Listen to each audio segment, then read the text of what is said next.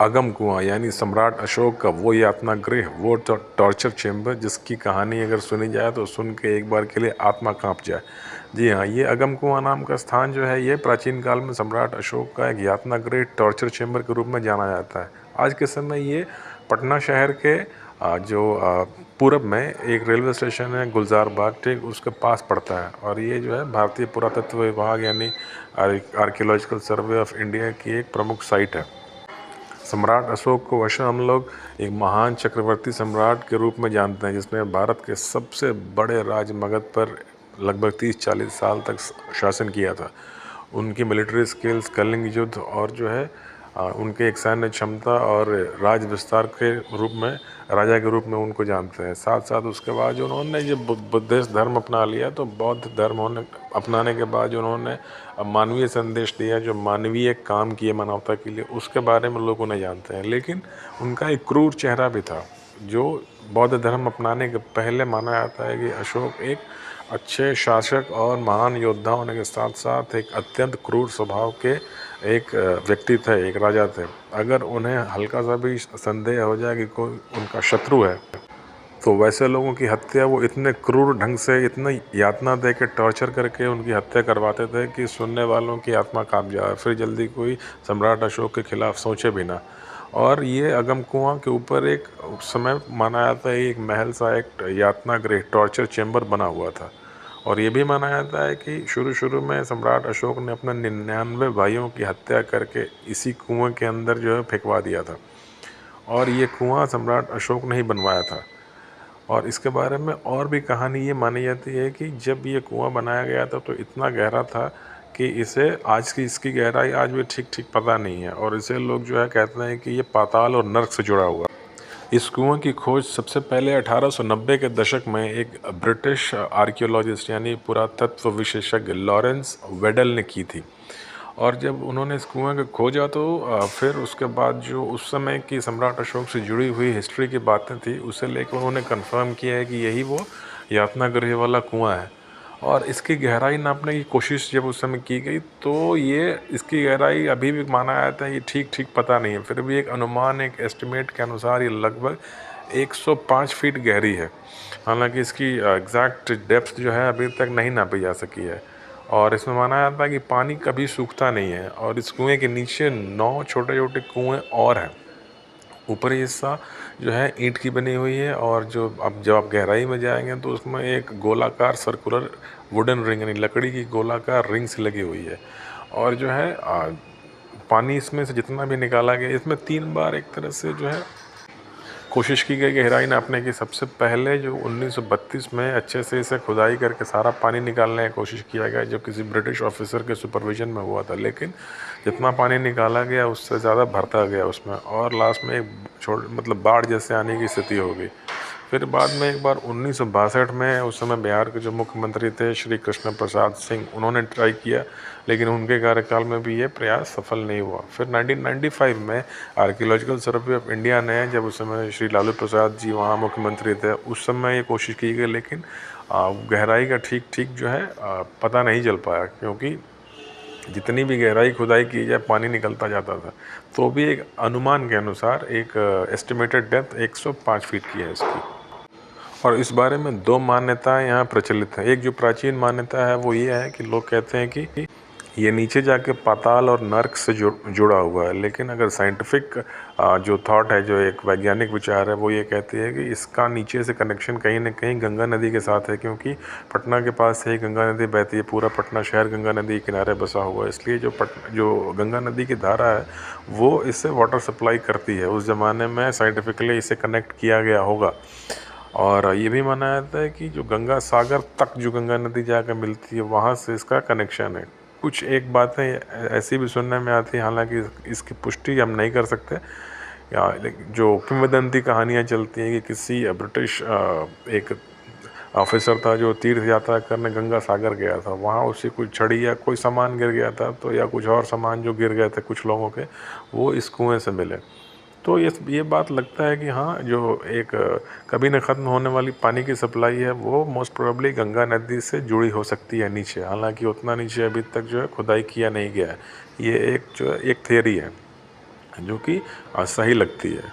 अब अगर हम इसके बारे में और पीछे जाएं तो माना जाता है कि इसके ऊपर पहले सम्राट अशोक के समय एक सुंदर भवन सा बनाया गया था और नीचे जो है यातना गृह था। वो इसलिए क्योंकि सम्राट अशोक नहीं चाहते थे कि उनके यातना गृह के बारे में लोग जानें कि एग्जैक्टली वो कहाँ पे स्थित है।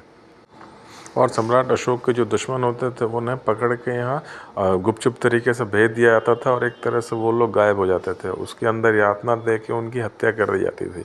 और अशोक कभी नहीं चाहते थे कि और वो कि कोई यहाँ पहुँचे। अगर गलती से कोई व्यक्ति इसके अंदर चला गया तो वहाँ एक जो है मतलब जो जल्लाद कह लीजिए उस ज़माने का, जो इंचार्ज था इस यातना गृह का, केवल वही यहाँ रहता था। और सम्राट अशोक और उसके बीच में एक समझौता था कि अगर कोई गलती से यहाँ चला गया तो वो जीवित वापस नहीं आएगा। ये बातें अगर आप डिटेल में देखें तो अगर आप सोचेंगे कि मैं कहाँ से कह रहा हूँ, तो ये बातें एक पुस्तक है अशोक वदान। जो अशोक वदान पुस्तक है उसमें इस यातना गृह के बारे में इस तरह की डिटेल बातें लिखी हुई हैं। और वो जल्लाद जो कि एक तरह से यहाँ का इंचार्ज था, उसका नाम जो उस अशोक वदान में मेंशन है वो है गिरिक, जिसके संग अशोक की एक तरह से गुपचुप समझौता था। और अशोक का आदेश था कि अगर कोई गलती से यहाँ पहुँच जाए तो वो जीवित बाहर नहीं आएगा, ताकि इस यातना गृह का राज ना पता चले। और ये बाहर से जो है देखने में बहुत सुंदर एक भवन बनाया गया था इसके ऊपर, जिसमें कि अच्छे स्नानागार और जो है फल फूल से लदे वृक्ष होते थे, ताकि कोई दूर से बाहर से देख के समझ ना सके कि इसके अंदर एक इतना भयंकर यातना गृह है। और एक बार ऐसा भी उसमें अशोक वदान में एक कथा मेंशन है कि एक बार एक एक बौद्ध संत जिनका नाम समुद्र लिखा हुआ है उसमें अशोक वदान में, वो किसी तरह से इसके अंदर चले गए। तो जैसा कि आदेश था गिरिक को, उसने जो है उन्हें बंदी बनाया और जो है वो उन्हें यातना गृह में ले गया। उन्हें खौलते हुए पानी में डाल दिया गया।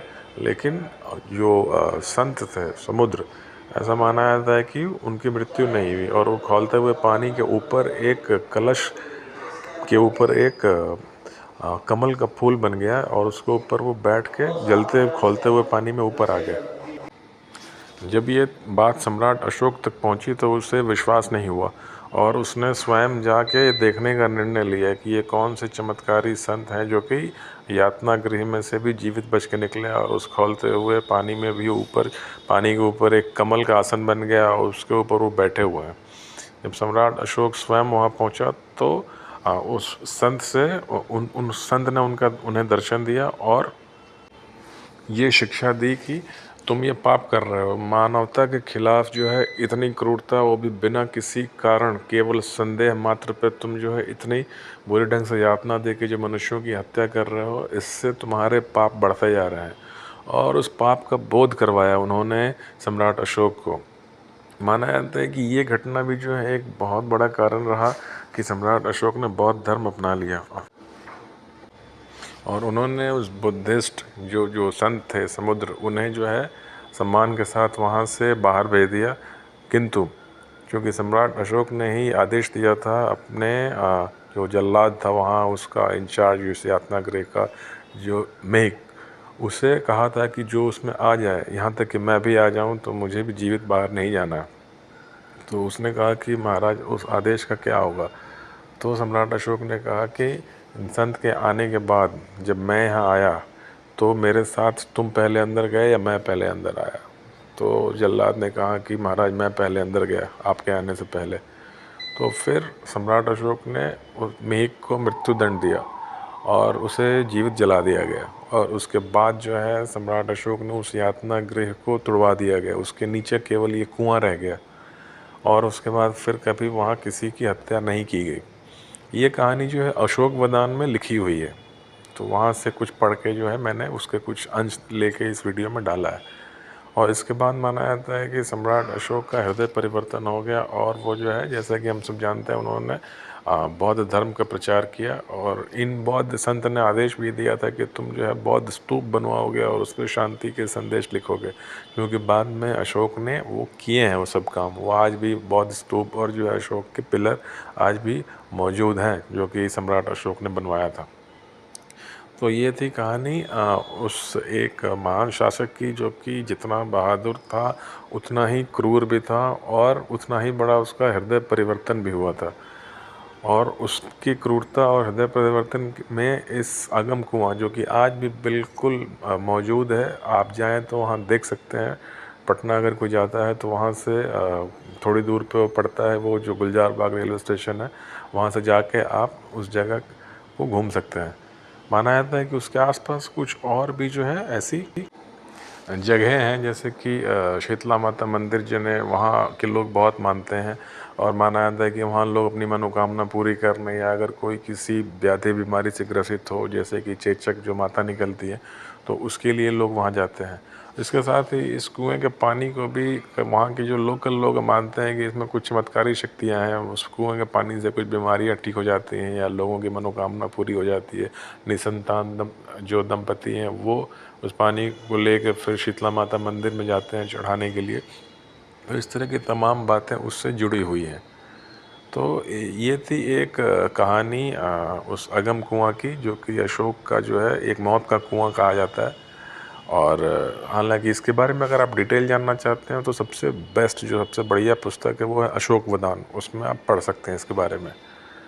तो प्लीज़ मेरे चैनल को, अगर मेरा वीडियो पसंद आया हो तो मेरे चैनल को एक बार प्लीज़ लाइक कीजिए और सब्सक्राइब भी कीजिए, और बेल आइकन दबाना बिल्कुल मत भूलिए, ताकि इस तरह की इन्फॉर्मेटिव हिस्टोरिकल वीडियो की नोटिफिकेशन आपको मिलती रहे। और अपने दोस्तों के साथ मेरे चैनल को शेयर भी कीजिए, ताकि अगर मेरा सब्सक्रिप्शन बढ़ेगा, मुझे लाइक्स मिलेंगे, तो मेरी जो है मोटिवेशन बढ़ती रहेगी, और मैं इस ढंग की इतिहास की अनसुनी बातों को आपके सामने लाता रहूँगा, जो कि आमतौर पे इतिहास की किताबों में सुनने पढ़ने को नहीं मिलता। और कमेंट बॉक्स में ये भी लिख के बताइए कि मैं अगला वीडियो किस टॉपिक पे बनाऊं, क्योंकि इंडिया की हिस्ट्री एंडलेस है, अंतहीन है। इस पे आप जितना भी बनाएंगे कुछ ना कुछ बाकी रह जाएगा। तो प्लीज़ एक बार फिर से मेरे चैनल को लाइक कीजिए, सब्सक्राइब कीजिए, बेल आइकन ज़रूर दबाइए, और ये भी लिख के बताइए कि मैं अगला वीडियो किस टॉपिक पे बनाऊं। तो बहुत बहुत धन्यवाद मेरा चैनल देखने के लिए, बातें नई पुरानी देखने के लिए। मिलते हैं फिर बहुत जल्दी, बात करेंगे किसी और विषय में। तब तक के लिए बहुत बहुत धन्यवाद।